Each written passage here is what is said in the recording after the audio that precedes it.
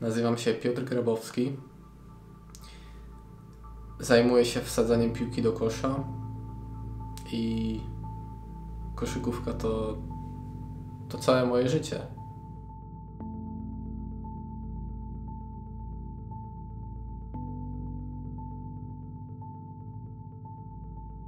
Moja przygoda z koszykówką w ogóle zaczęła się w 2013. Śmieszna historia początku, bo wszystko zapoczątkowało się tak naprawdę w piaskownicy. W piaskownicy, gdzie wraz z moim serdecznym kolegą Dominikiem Dąbrowskim, a zarazem sąsiadem, biegaliśmy sobie po polu i z tego co pamiętam, próbowaliśmy zrobić, tak jak się kiedyś robiło te wulkany z saletry, próbowaliśmy zrobić taki właśnie wulkan z saletry i gdzieś przypadkiem zobaczyliśmy zamontowany kosz z tyłu na garażu. Oczywiście kosz był na wysokości praktycznie naszej głowy, więc gdzieś tam leżała jakaś piłka do piłki nożnej. No i tak, wzięliśmy ją, złapaliśmy, porzucaliśmy, zaczęliśmy robić parę wsadów i zakochałem się w tym. No Piotrek od zawsze był bardzo energetyczny, miał zawsze taką iskrę w oku. Tej energii miał tak dużo, że po prostu ciężko go było w ogóle ujarzmić. Historii do opowiedzenia jest mnóstwo o jego zachowaniu, o tym co się działo. No historię, byłeś młody, to zawsze brakowało w domu śrubokrętów. No bo ty zawsze byłeś tym, elektrykiem, miałeś być elektrykiem, a teraz jesteś sportowcem. W ogóle nie pozwolił, żebym gdziekolwiek jechała sama, zawsze oczywiście przy nodze i pierwszy i ze mną tylko. I pojechaliśmy do Radomska na zakupy. Weszliśmy do sklepu z obuwiem. No i oczywiście jak to kobieta zainteresowałam się bucikami. Siedział przy mnie na początku, wszystko było w porządku, nagle podchodzi do mnie sprzedawczyni i mówi tak: proszę panią, pani jest tutaj skoncentrowana na mierzeniu butów, ale ja nie będę odpowiadała, jak się pani dziecku coś stanie. Oglądam się w lewo, w prawo, nie ma go. Mówię, Chryste Pani, szukam wzrokiem po całym sklepie, nagle patrzę, siedzi na najwyższej półce, tam gdzie stoją kozaki. Stanęłam i mówię tak: Piotruś, złaź, proszę Cię. Wszyscy ludzie w sklepie oczywiście zwrócili na to uwagę, że stoi na najwyższej półce i wszyscy się patrzą. Ja go proszę, on siedzi zadowolony i nie chce zejść. Po prostu to były takie sytuacje, kiedy człowiek, wiadomo, że chciałoby się z nerwami i tak dalej, ale potem przyjeżdżałam do domu i wszystko mi przechodziło i przyzwyczaiłam się latami do tego, że tak jest. 3, 2, Tak nas zaciekawiła koszykówka, tak ja to pokochałem, że zaczęliśmy szukać informacji na temat w ogóle koszykówki, na temat NBA w internecie i potoczyło się to lawinowo. Informacje na temat NBA, Euroligi, Polskiej Ligi. Dowiedzieliśmy się wtedy, że w ogóle mamy Polaka w NBA, Marcina Gortata. Warm up. Oczywiście po znalezieniu tych informacji w internecie, na tych stronach internetowych, które czytaliśmy w ogóle o koszykówce NBA, no wiadomo, wzięliśmy piłkę, kupiliśmy piłkę, bo nawet z tego co pamiętam nie mieliśmy piłki do koszykówki i zaczęliśmy jeździć na najbliższe boisko, a z racji tego, że jedyne boisko jakie było, bo mieszkamy na wsi, jedyne boisko jakie było, to było boisko przy szkole, które jest jakieś 2 km dalej od nas, to nie było w mega dobrym stanie, więc postanowiliśmy, że wyremontujemy sami to boisko. Tak, jechaliśmy na skuterze, wyobraźcie sobie, jechaliśmy na skuterze z drabiną, z piłką do kosza, z wiertarką i oczywiście kosz musiał być na wysokości 3,05, a linia trójki musiała być tam 7,25, tak, 7,25 jest w NBA. Także oczywiście z racji tego, że Ja jako młody adept koszykówki postanowiłem grać w NBA, takie było moje marzenie, no to musiała ta linia za 3 punkty być oczywiście tak jak w NBA. Teraz kosze i obręcze są po renowacji. Kiedyś były takie zniszczone. Sami tutaj kiedyś przyjechaliśmy, malowaliśmy linię, których już nie ma niestety.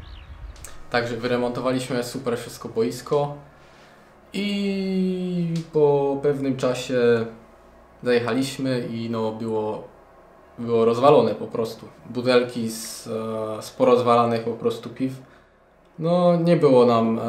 Nie było nam do śmiechu. Ale co? Wzięliśmy szczotkę, wysprzątaliśmy wszystko i trenowaliśmy dalej.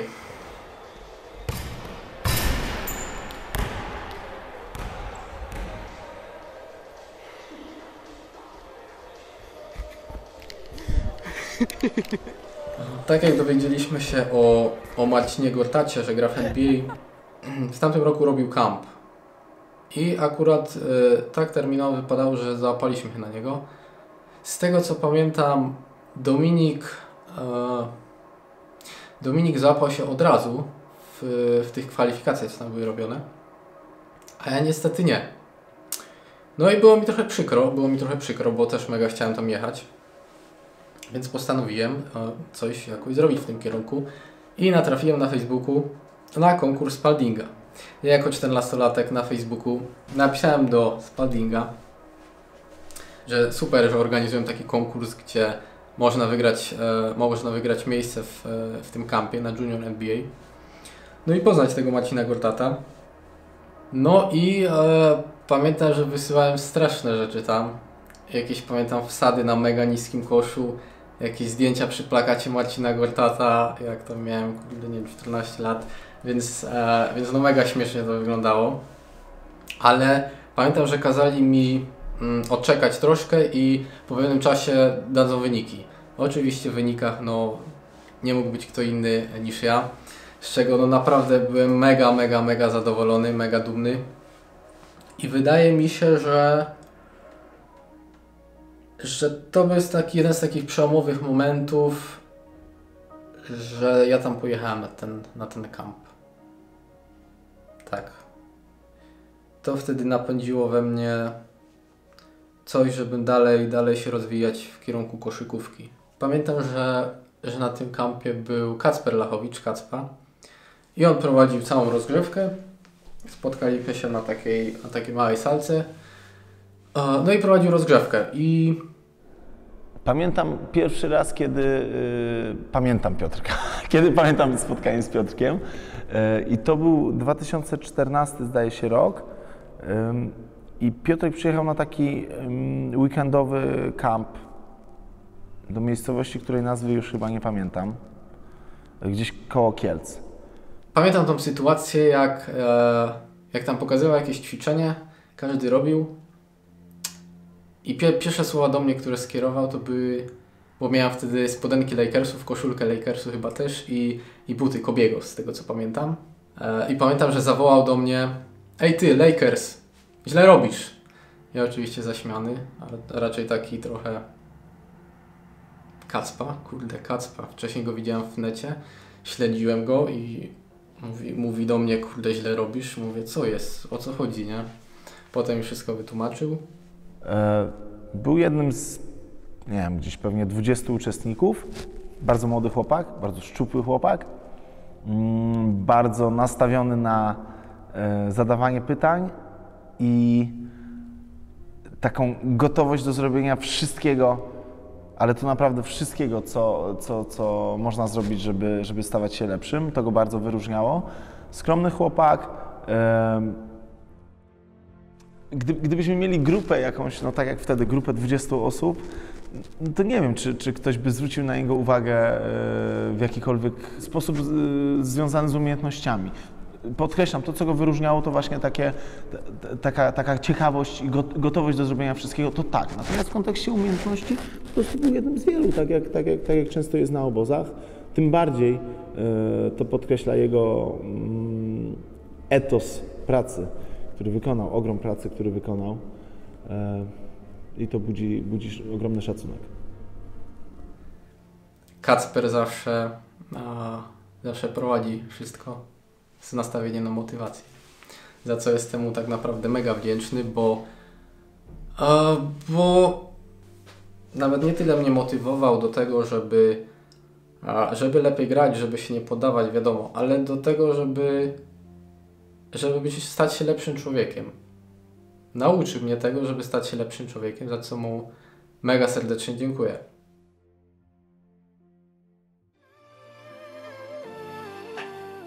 Jeśli chodzi o moją historię z koszykówką i moją historię z klubami, no to nie była jakoś fascynująca, nie była jakoś mega fajna, bo pierwszy klub, do jakiego poszedłem, to był pierwszy i tak naprawdę ostatni, w jakim byłem, to był MKS Junak Radomsko.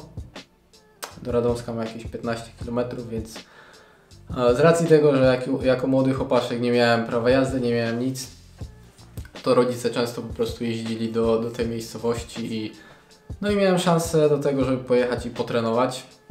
W ogóle na pierwszy trening jak zajechałem, w ogóle byłem dzieciakiem i no nic nie ogarniałem totalnie. Pamiętam trampki, bo nawet nie wiedziałem, że są jakieś buty do kosza. Nie myślałem o tym w tym wieku, więc wziąłem jakieś trampki, wodę i pojechałem trenować.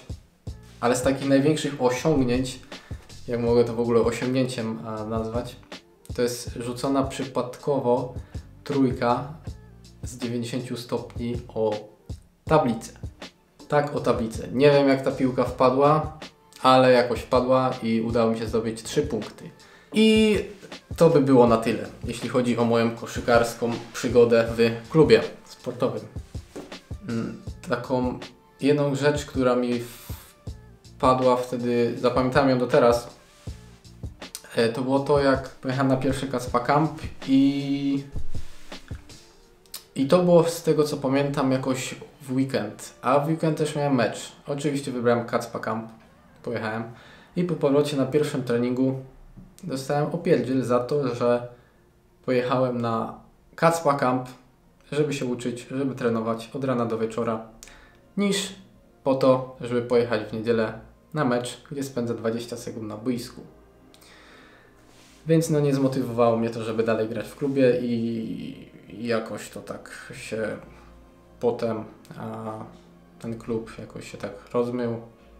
Tak jak już wspomniałem, pojechałem na swój pierwszy Kacpa Camp w Sędziszowie.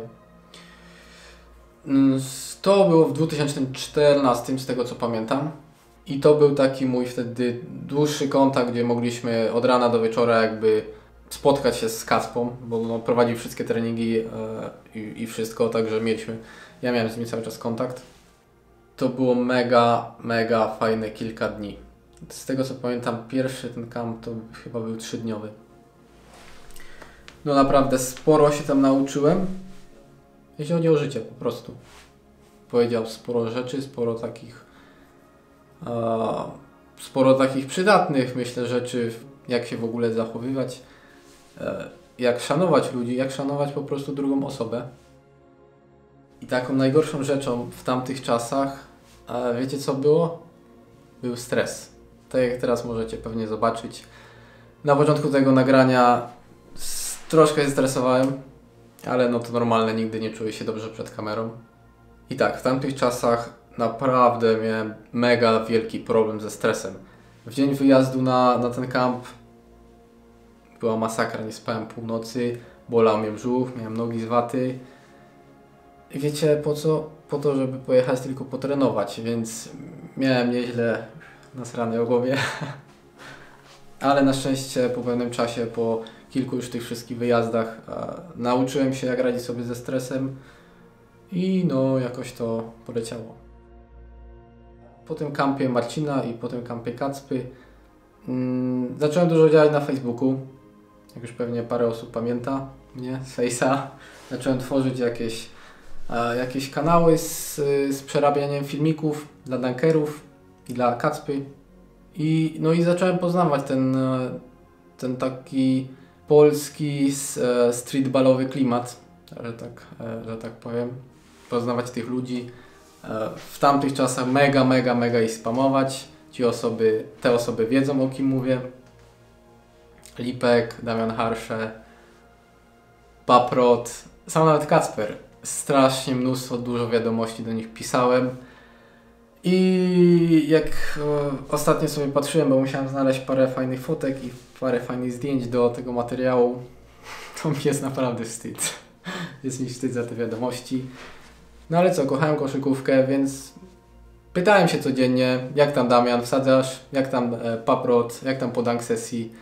No, przynajmniej coś z koszykówką robiłem. Takie mam usprawiedliwienie dla siebie. Siema Rafał, z okazji Twoich urodzin życzę Ci przede wszystkim dużo zdrowia, dużo szczęścia i to, co sobie zaplanowałeś na rok 2015, niech Ci się spełni. Pamiętaj, wszystko możemy osiągnąć tylko ciężką pracą. Jedziesz z tym, stary. Pozdro.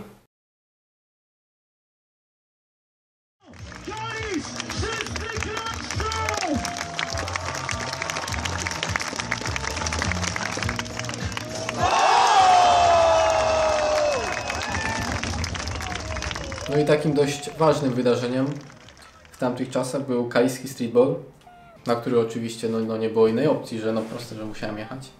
Poznałem w końcu, pamiętam, że chyba pierwszy raz Damiana Harsze na żywo, Paprota i resztę. Nie pamiętam, bardzo dużo osób tam było, ale bodajże wtedy ich tak naprawdę wszystkich poznałem.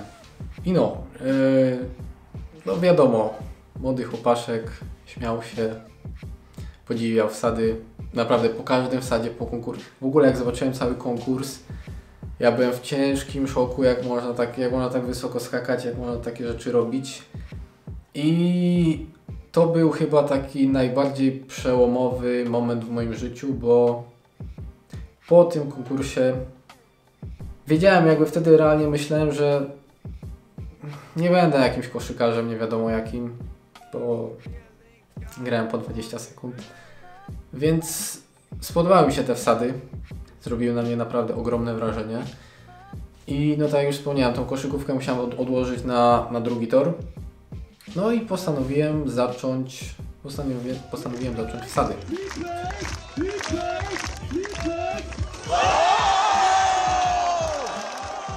Z tego co pamiętam, wtedy na tym turnieju było takie rozstawione boisko, taka strefa dla dzieciaków, gdzie był kosz mega nisko. No i z racji tego, że już wiadomo, wcześniej na tych niższych koszach coś tam się bawiłem, to no oczywiście Piotruś się odpalił i zrobił z jednej nogi double upa na mega niskim koszu nad stojącą osobą. Więc parę osób tam było w szoku. Stwierdziłem, kurde, to jest naprawdę mega fajne. Mega się w ogóle dobrze czuję we wsadach. Wiedziałem, że coś muszę zacząć robić w tym kierunku. Wiedziałem, że to jest fajne, to mi sprawia radość i okej, robię to. Tyle.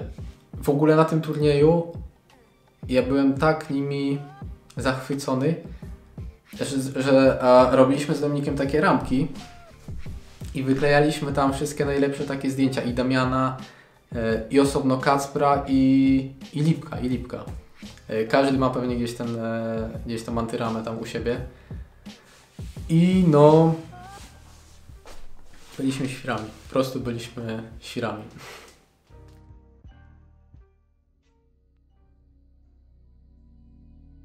Inne wspomnienie, jakie mam z Piotrkiem, to gdy był właśnie bardzo młody i wykazywał się niesamowitą kreatywnością w zadawaniu pytań, w dawaniu różnych prezentów. To nie tylko mi, bo to i Lipkowi, i Sleszowi, i chłopakom innym, których wtedy podziwiał. Tak, zawsze można było liczyć na jakiś fajny kolaż zdjęć. No to było niesamowite, że takie zdolności plastyczne w tym młodym człowieku się kryły. To jest sad dla Hazbego.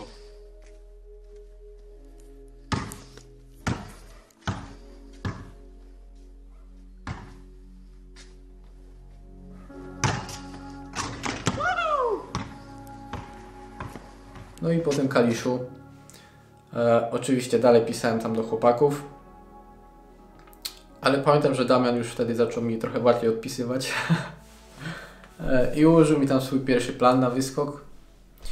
No i coś tam zacząłem trenować, ale moje trenowanie w tamtym wieku naprawdę, ja miałem 2 lewe ręce, ja w podstawówce byłem zawsze wybrany ostatni na WF-ie, serio.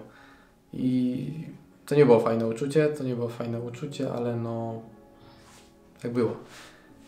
Miałem 2 lewe ręce, więc jakieś tam przysiady, box składy to były dla mnie... Box skład? Wow, wpisuję w neta, o co chodzi, co to jest w ogóle, nie? No i zacząłem robić z pustą sztangą, z jakimś tam małym obciążeniem. No i wiadomo, jak wcześniej nie miałem w ogóle styczności z siłownią, no to wyglądało to naprawdę strasznie. Ale no powoli coś robiłem w tym kierunku. No i po pewnym czasie zaczęliśmy rozmawiać z Damianem. Powiedział, co robić oczywiście dobrze, co robić źle. Po pewnym czasie zacząłem jeździć do niego. No bo on przede wszystkim też robił to, co kocham, robił wsady, więc no muszę być w kontakcie z taką osobą, nie? No i zacząłem jeździć do niego, zaczęliśmy razem trenować, zaczęliśmy razem skakać i wydaje mi się, że to on nauczył mnie w życiu pasji do ciężkiej pracy. Ja naprawdę byłem jakby zawsze jakoś leniwy, nie robiłem jakby nic ponad miarę czegoś. I tak, on nauczył mnie takiej pasji do ciężkiej pracy. Teraz, jak na przykład mam jakiś zły dzień we wsadach czy w treningu, ja mam banana na twarzy i ja się cieszę, bo wiem, że po prostu może choćby tak nawet nie było, to wiem, że mogę po prostu to nadrobić ciężką pracą. Po prostu. Jak jadę na trening, to się cieszę. Ja nie wiem, jak ludzie mogą chodzić na trening i mieć z tym problem, że jadą na trening, być zmęczeni. Naprawdę, ja jak jadę na trening, to się mega cieszę i odliczam kurczę od rana, kiedy już pojadę na tą halę i porobię tych parę wsadów albo przysiadów.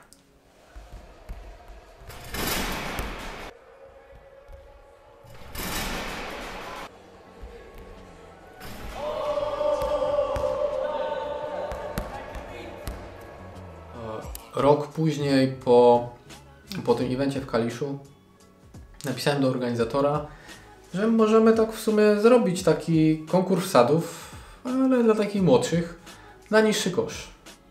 No i tak w sumie zastanowił się troszkę, stwierdził, że jest miejsce, możemy to zrobić.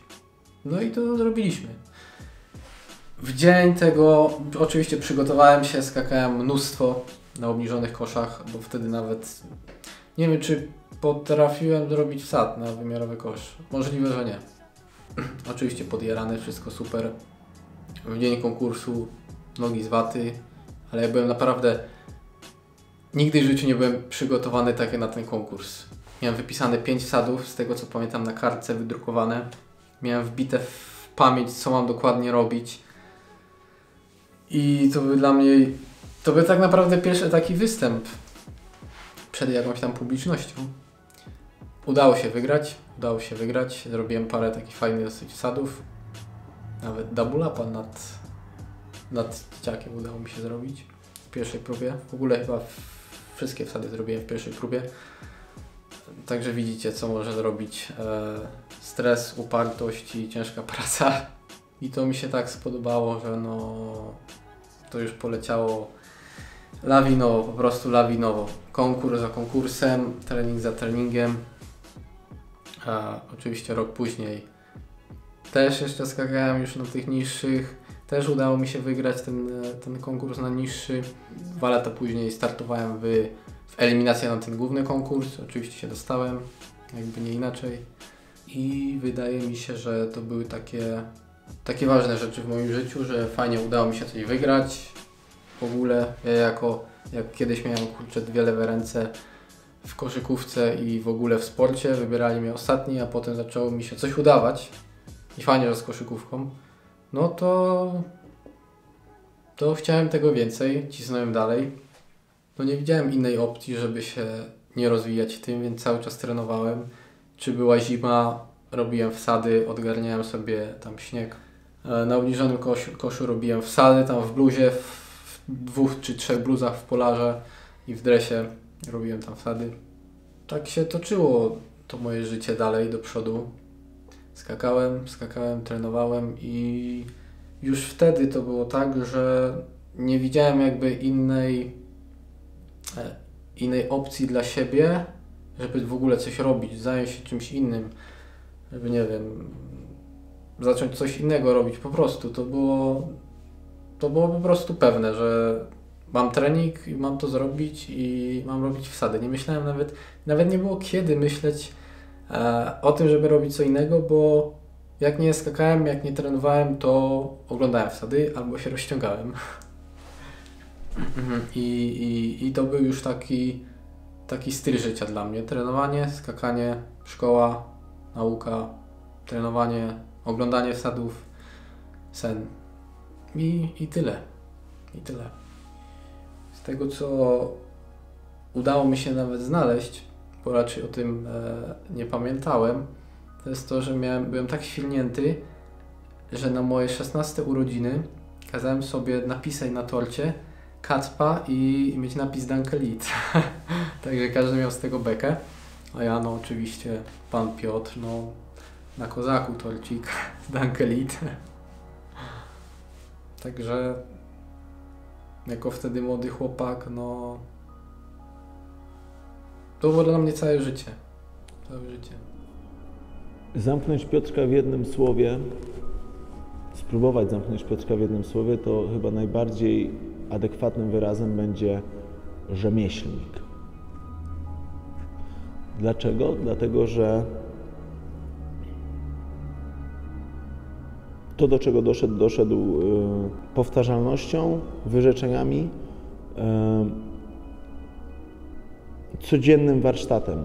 Tak jak kowal idzie i kuje żelazo, póki gorące, tak samo Piotrek codziennie wykonuje ten niby mały krok. Oczywiście to jest ogrom pracy, natomiast mówię w przenośni.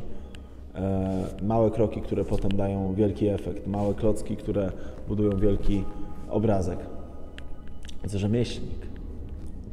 No i tak wszystko się to zaczęło oczywiście toczyć, ta moja cała pasja, ta moja miłość do tego sportu, że nawet na 18 urodziny nie chciałem żadnej imprezy, więc po prostu przesiedziałem w domu.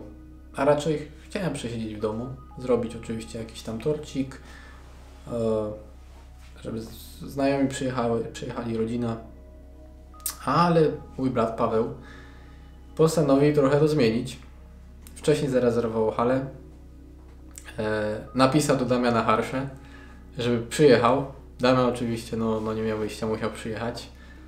I no co, i na 18 urodziny cała rodzina była na hali, z czego ja byłem naprawdę w ciężkim szoku, jak Damian wszedł tutaj do mnie do pokoju i powiedział: siema, jestem, zbiera się na halę.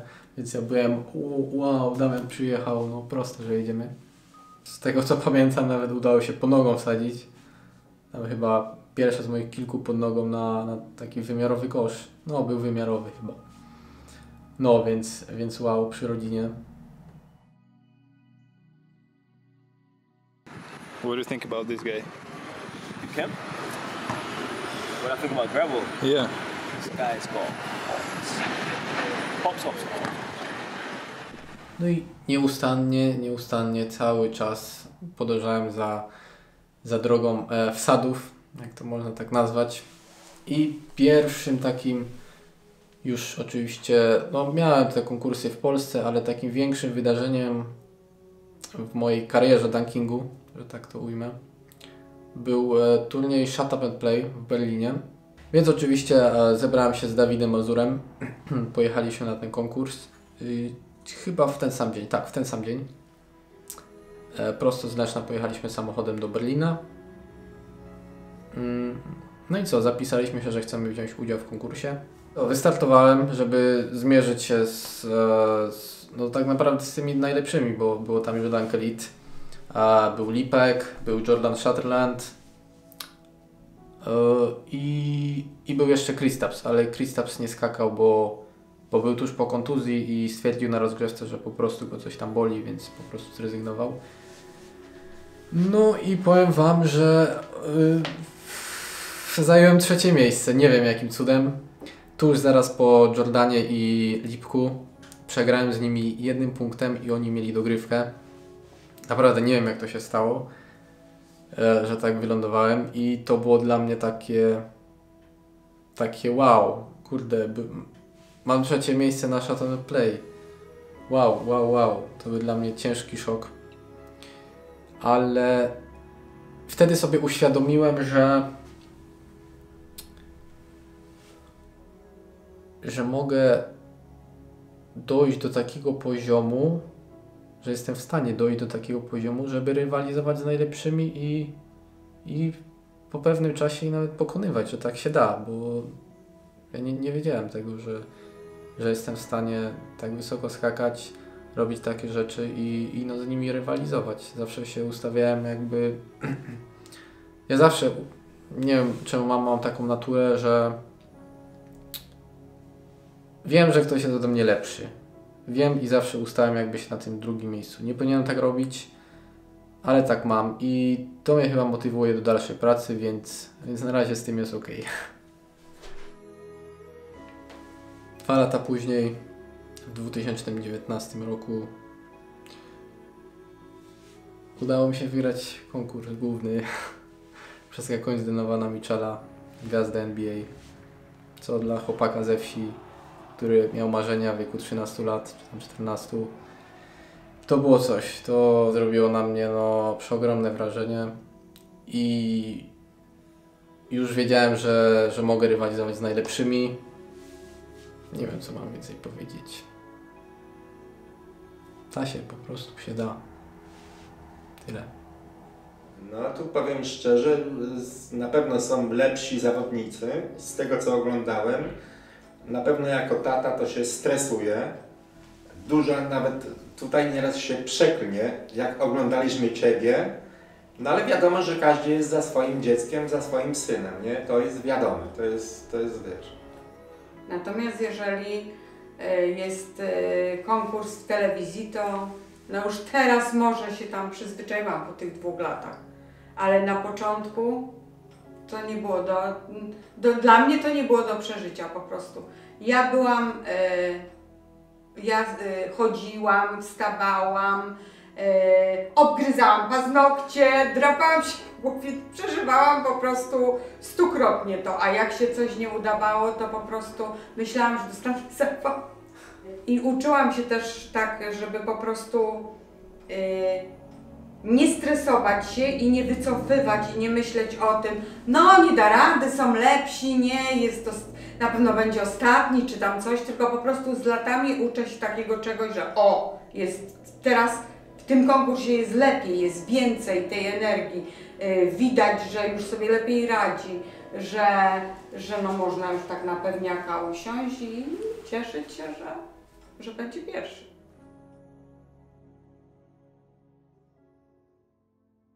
Kolejne eventy. Mistrzostwa Świata w Amsterdamie. Byłem 2. Tuż po Millerze, gdzie w dogrywce po prostu zabrakło trochę szczęścia, zabrakło punktów, ale drugie miejsce na świecie dla mnie kiedyś tam małego chłopaka, to nawet o tym nie marzyłem, bo nie wiedziałem, że się da. Bo nie wiedziałem po prostu, że się da. No i potoczyło się to lawinowo. Konkurs w Kopenhadze. Udało mi się wygrać przeskakując samochód. W ogóle FIBY. Mój pierwszy konkurs na FIBie był w 2018 roku. Tak, w 2018 roku zostałem zaproszony do Pragi. Pojechałem, udało się wygrać. Więc to był taki chyba już wtedy taki większy event, który udało mi się wygrać. Zawsze chciałem, odkąd zacząłem robić wsady, zawsze chciałem tak wyglądać. W sensie być może bardziej na tym konkursie i nosić te ciuchy z FIBy. Także marzenie się spełniło, ale nie do końca. Spełni się, jeżeli wiadomo co zrobię. Rok później 2019. Po raz kolejny udało mi się wygrać w Pradze, już drugi raz. A była zacięta walka z Kristapsem. Tak, z tego co pamiętam była zacięta z nim walka. Ale większość wsadów zrobiłem w pierwszej próbie. Nawet chyba wszystkie wsady zrobiłem w pierwszej próbie. Byłem mega przygotowany na ten konkurs, bo wiedziałem, że rok temu wygrałem, więc no nie ma innej opcji, że... Dlaczego mam przegrać? Nie widziałem takiej opcji. Rok temu wygrałem, więc czemu teraz mam przegrać? Kolejny konkurs był w Debreczynie na Węgrzech. Też się udało wygrać. Skakałem wtedy z Lipkiem i z kimś jeszcze. Może nie był trudny konkurs, ale udało mi się wsadzić nowy wsad. W ogóle nie próbując go wcześniej. Próbując go tylko raz i byłem naprawdę daleki tego, żeby go wsadzić. To postanowiłem tak, a czemu by nie spróbować. I udało się wsadzić za plecami z ręki. Z czego byłem no mega zadowolony. W 2015 roku byłem w Warszawie, jako oczywiście zalewkowicz wsadów wtedy, bo miał pokaz Guidupi. No i oczywiście Trio Basket Warszawa. Oglądam Guidupi na żywo. Wow, wielkie oczy. 2018 to ja robię tam pokaz wsadów. Można. W 2013 brałem udział w moim pierwszym Junior NBA, który organizował Marcin Gortat. W 2019 w Czechach to ja robiłem pokaz na Junior NBA.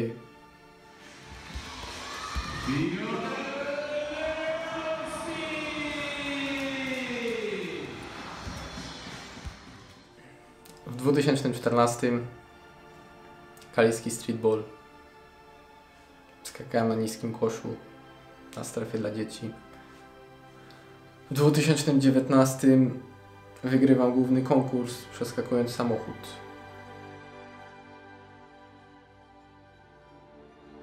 Jeśli tym filmikiem nie przekonałem Cię do stwierdzenia, że wszystko jest możliwe i Twoim największym ograniczeniem jest tylko Twoja wyobraźnia, to wiesz co? Pozostań dalej przeciętny i po prostu sobie żyj. Albo odważ się żyć i realizować swoje marzenia. Bo wszystko możesz osiągnąć. Wystarczy trochę ciężkiej pracy.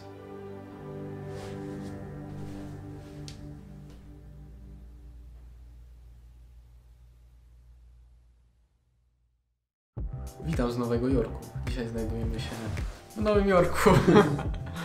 Kacperku, mój drogi, proszę Cię, umyj mi szybę. Bardzo dobrze, dziękuję bardzo. Dokładnie tutaj, o, tu, o właśnie, dobrze. Tak, bo przyjechaliśmy o jakiejś takiej dziwnej porze, typu 4 czy coś takiego. I chłop nam otwiera zaspane drzwi, znaczy tam w ogóle nie dało się dodzwonić, myśmy musieli tam zadzwonić. I chłop otwiera takie zaspane drzwi, kiwał już i mówi, a to panowie na nocleg, a ja myślałem, że jakaś parka. Że przyjedzie. Jechaliśmy chyba z Krosna Odrzańskiego do Dąbrowy Górniczej. I z tego Krosna Odrzańskiego w ogóle już nas spanie łamało. Gdzieś stanęliśmy w jakimś dziwnym hotelu. Przespaliśmy się tam chyba, nie wiem, 2,5 godziny. No i trzeba było jechać dalej. I ja wziąłem tą kartę z autostrady. I coś nagrywałem filmik, gdzieś mówiąc o niej i ona wyleciała przez okno. Bardzo ważne jest to, aby młodzi kierowcy mieli również jazdy doszkalające. Dzisiaj jesteśmy w trakcie takiej jazdy. Zabrałem młodego, świeżo ubierzonego adepta, właściwie kierownika Piotra Grabowskiego na autostradę, na przejażdżkę. Za chwileczkę osiągniemy prędkość ponaddźwiękową. Dlatego Piotrze, otwieramy skrzydła.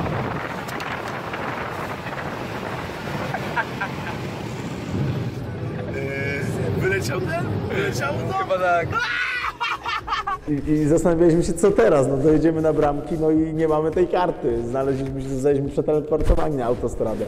No ale w sumie rozwiązanie było bardzo proste, bo bo po prostu trzeba było zapłacić jakby maksymalną opłatę. Jeszcze nie miałem takiej akcji, a zastanawiałem się, co się wtedy stanie, jak przyjedziesz i powiesz, że nie masz kartki, stary, ale beka, ale beka!